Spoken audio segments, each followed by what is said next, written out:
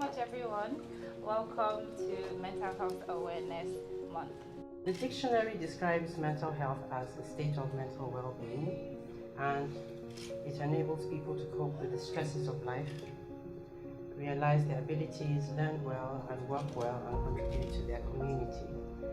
And for mental health awareness, on the other hand, this is about the ongoing effort to reduce the stigma around mental illness and mental health conditions by sharing our personal experiences.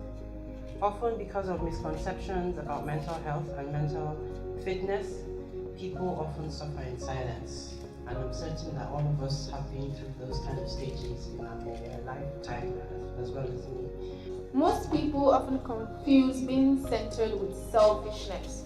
They say you want attention at all times, but no, I think it is about people around you recognizing and supporting what makes you you. If you wait till you are happy, you will never do anything. And I've experienced that. I had a very long hiatus because I was waiting till I got myself back. And I'm not so now. Life will not wait, right? Bills will not wait. Oh, until she's fine, then we'll bring the bills. No, life unfortunately has to keep going. So how can we find how to strike that balance between taking care of ourselves and showing up in a world that does not wait for anybody? So broken crayons still color is a way to say that you may be broken or bent or whatever, but you can still find those little things that make you happy. Mental health is not a disease.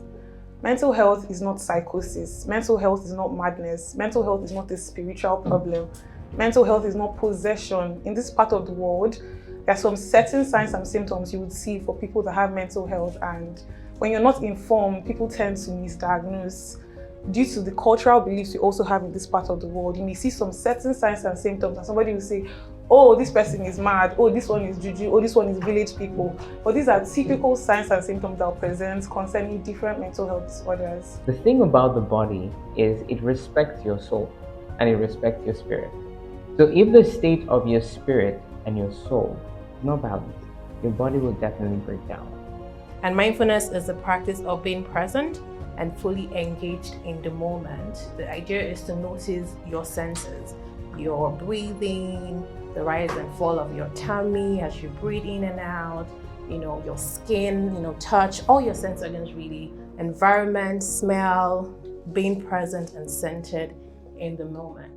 Abuse is very directly linked to poor mental health, because individuals with poor mental health, they turn to alcohol, they turn to drugs, turn to smoking as coping mechanisms, because like Dr. Dean said, they are negative coping mechanisms. That's why he said that's an important factor. What are your coping mechanisms? Because everybody goes through things in life, but who do you turn to when things go bad?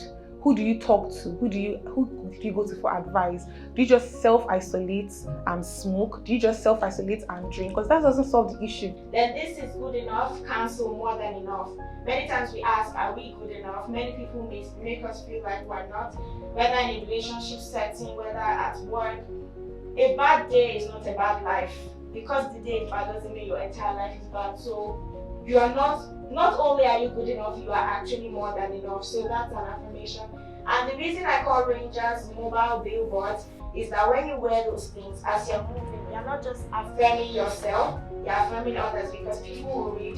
And you don't know how you may just make someone's day by just seeing what's on your shirt. Whether we accept it or not, the media influences our way of life faster and easier than any institution that we have, including family. A lot of us go through things, especially here in Africa, in Nigeria. We don't deal with mental issues, we ignore them. And that's how we think we are dealing with them. But a lot of times we're not dealing with them. Because comparison is a thief of joy. The day you start comparing yourself to somebody else, then you've lost it, because there will always be somebody that is better than you. If you think about comparison, there's always going to be somebody richer than you, finer than you, taller than you, this one than you. So once you understand that this is my life, this is my race, I came here for myself, I have a life of my own, then you'll be satisfied with whatever life brings to you. You're not looking over at your neighbor's shoulders trying to compare with whose life is better, whose life is worse. And that brings about good life satisfaction. Bring it back to the breath. Continue to breathe in and out with long, slow breaths. Breathing in and breathing out slowly from the abdomen. You can continue to do this for a few more breaths. When you are ready, bring your awareness back to the body and the surrounding space.